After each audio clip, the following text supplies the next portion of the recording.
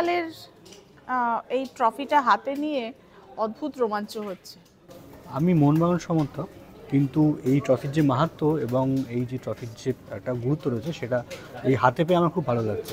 ইদানিং আমরা খেলতে পারছি না, হারছি, ক্লাবে বিতর্ক সব কিছুই আছে, তবে এসবের মধ্যেও আমাদের একটাই অনুভূতি কাজ করে, ইস্টবেঙ্গল যেটা রক্তের মধ্যে থাকে, সেই লাল হলুদের প্রথম ট্রফি, সেটা দেখতে পাওয়া, সেটাকে ছুঁতে পারা, এই অনুভূতি কথায় প্রকাশ করা যায় না। তখন দেশ স্বাধীন হয়নি, সেই সময়কার ট্রফি, এটার সঙ্গে আলাদা একটা অনুভূতি আছে এবং এই অনুভূতিটা চিরকাল থাকবে যতদিন ইস্টবেঙ্গল থাকবে এবং আমার মতো সমর্থকরা থাকবে। ডাউনলোড করুন এই সময় অ্যাপ iOS ও অ্যান্ড্রয়েডের জন্য।